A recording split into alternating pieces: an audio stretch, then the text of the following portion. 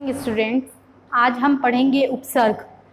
उपसर्ग क्या होता है, उपसर्ग का प्रयोग हम किस प्रकार हिंदी में करते हैं, इन सब के बारे में आज हम पढ़ेंगे। उपसर्ग दो शब्दों से मिलकर बना है, उप धन सर्ग। उप का अर्थ होता है समीप और सर्ग का अर्थ होता है नया शब्द, अर्थात समीप आकर नया शब्द के साथ ये एक नया रूप प्रस्तुत करते हैं, उसे उपसर्ग कहते हैं। परिभाषा इसकी, वे शब्दांश जो किसी सार्थक शब्द के आरंभ में जुड़कर उस शब्द के मूल अर्थ में परिवर्तन कर देते हैं, उसे उपसर्ग कहते हैं। अर्थात वे शब्दांश जो किसी सार्थक अर्थ से तात्पर्य है जिस किसी का पहले से ही कुछ मीनिंग होता होगा, वैसे वाले शब्द के साथ जुड़कर, यानी उन शब्दों के आगे जुड़कर एक नया शब्द बनाते हैं, और उस नए शब्द का जब मीनिंग होता है तो वो उसके अर्थ में, यानी पहले वाले अर्थ से नए वाले अर्थ में परिवर्तन कर देता है, वह उपसर्ग होता है। अब यहाँ पे शब्दांश, तो शब्दांश क्या होता है, शब्दांश की परिभाषा हम यहाँ बताते हैं। पहले पढ़ लेते हैं। शब्दांश वह होता है जो अपने आप में स्वतंत्र नहीं होता है, अर्थात वह किसी भी वाक्य के साथ में उसका प्रयोग नहीं किया जाता। शब्दांश वह होता है जिसका किसी भी वाक्य के साथ प्रयोग नहीं किया जाता, वह किसी भी शब्द के साथ जुड़कर अपना अर्थ प्रकट करता है। उन शब्दांशों का एक अर्थ भी होता है, लेकिन वह स्वतंत्र रूप में किसी भी शब्द से किसी भी वाक्य में नहीं जुड़ जाता है, वह किसी भी एक पर्टिकुलर शब्द के साथ जुड़कर वह अपना अर्थ प्रस्तुत करता है। तो शब्दांश की हम यहाँ पे परिभाषा थोड़ा लिख लेते हैं।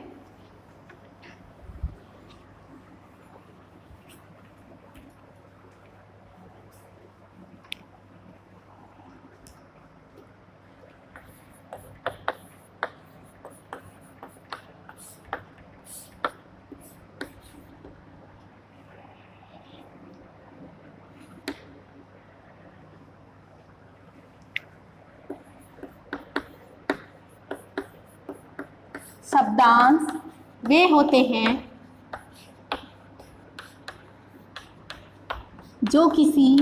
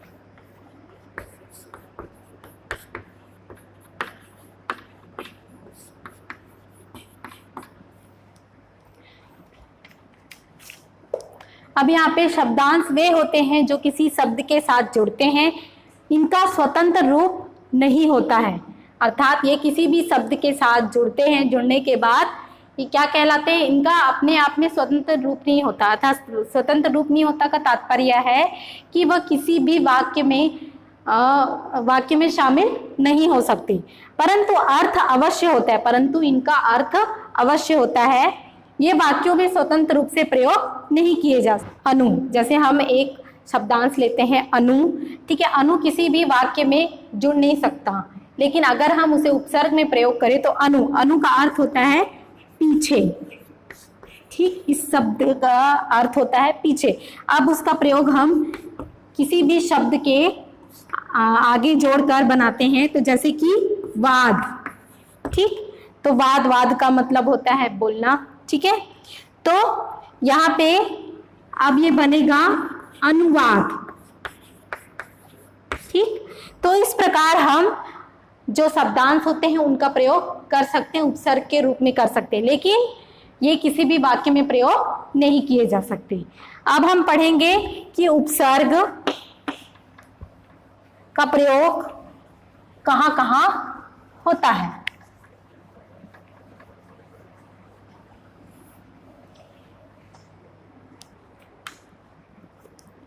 हिंदी में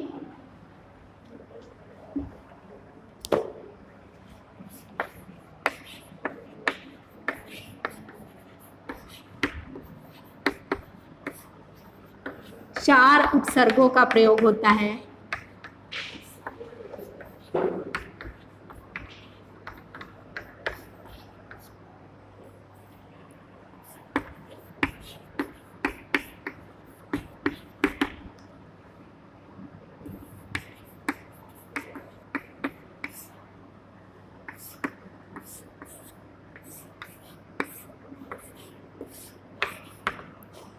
तत्सम, जिसे संस्कृत के उपसर्ग भी कहा जाता है।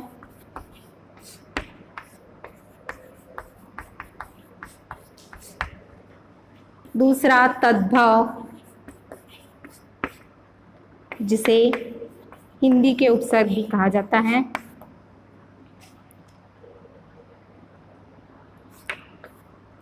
तीसरा है विदेशी।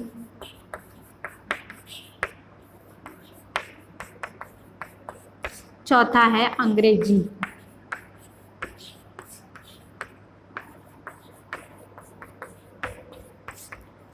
तो हिंदी में चार उपसर्गों का प्रयोग होता है। पहला है तत्सम यानी संस्कृत के उपसर्ग, दूसरा है तद्भव यानी हिंदी के उपसर्ग, तीसरा है विदेशी उपसर्ग, चौथा है अंग्रेजी उपसर्ग। तो आज हम पहले पढ़ेंगे तत्सम उपसर्ग।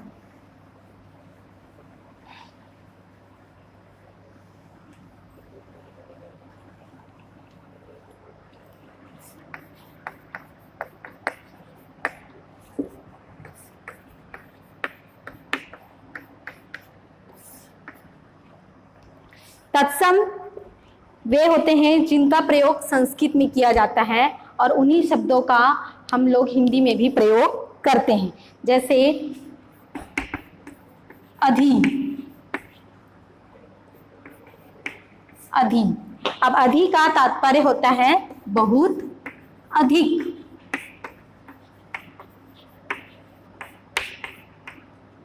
तो इसका प्रयोग कैसे होगा? शब्द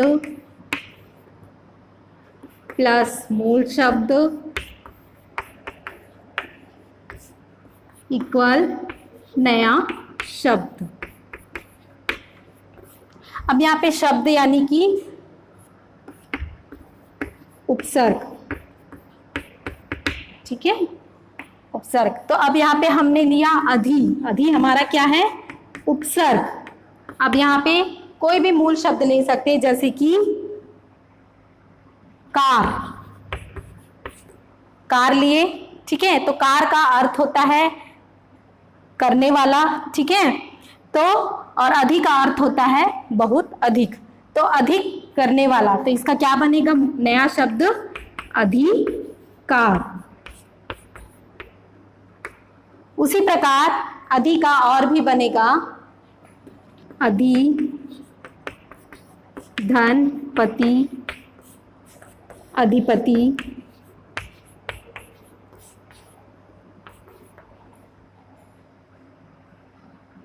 अधिधन नायक,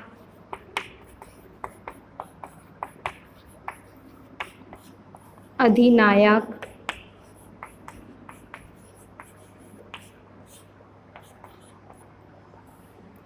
तो इस प्रकार अधिकार, अधिपति, अधिनायक, अधिकोष, ठीक। उसके बाद और होगा अधिशुल्क, अधिवक्ता,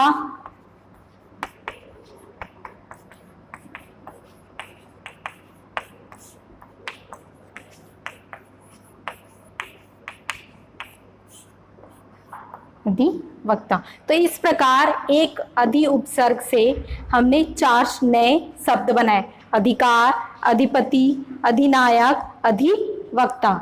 अब हम दूसरा उपसर्ग लेते हैं।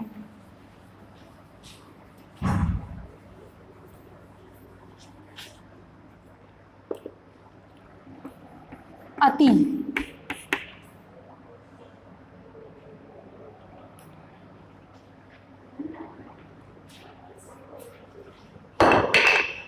अनु लेते हैं जिसका अर्थ होता है पीछे।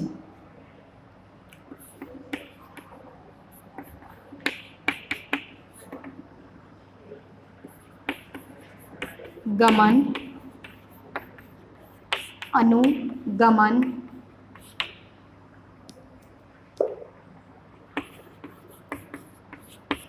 धनकरण, अनुकरण, अनुधनकूल, अनुकूल,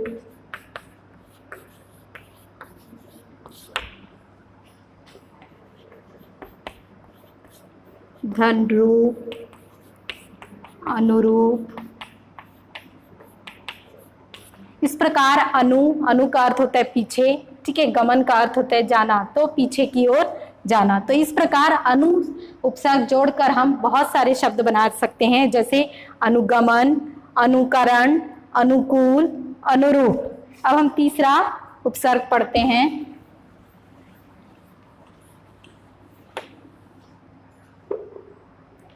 अप, जिसका अर्थ होता है बुरा। अप धन यश, अप का अर्थ होता है बुरा और यश का होता है कीर्ति, तो ये नया शब्द बनेगा अपयश, ठीक। उसी प्रकार अप धन कीर्ति, अपकीर्ति, अपधन मान, अपमान,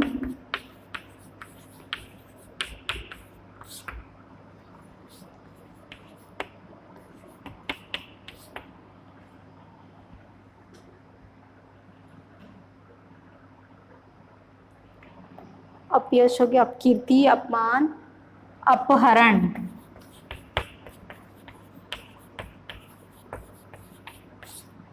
अपधन शब्द,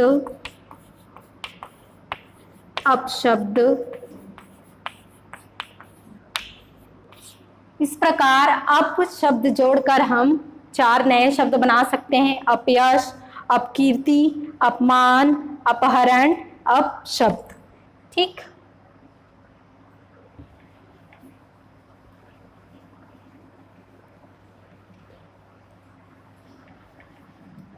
चौथा नंबर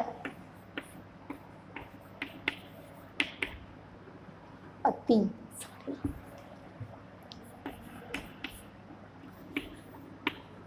इसका अर्थ होता है बहुत अधिक।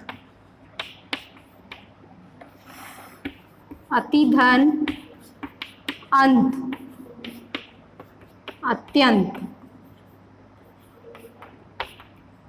अति धन अधिक,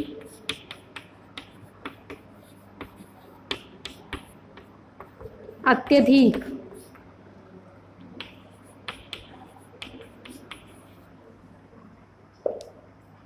अति धन रिक्त,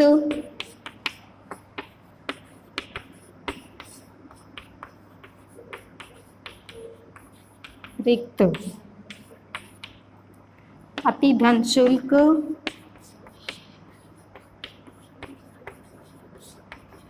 अति शुल्क। इस प्रकार अति शब्द जोड़कर हम 4 नए शब्द बना सकते हैं। अति धन अंत, अत्यंत। अति धन अधिक, अत्यधिक। अति धन रिक्त, अतिरिक्त। अति धन शुल्क, अति शुल्क। इस प्रकार कुछ ऐसे उपसर्ग हैं, ऐसे तत्सम शब्द हैं जिनके द्वारा हम उपसर्गों का प्रयोग कर सकते हैं। 5th नंबर है वी। अब वी से हम बनाएंगे नए शब्द। विराम, विलोम,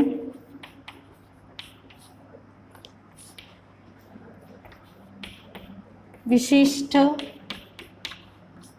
विचित्र,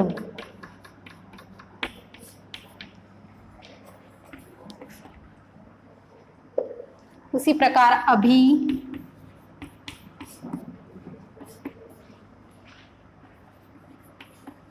अभिमान, अभिशाप,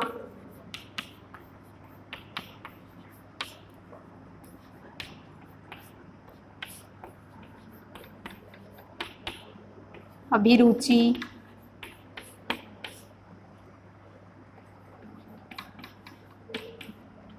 अभिरूप,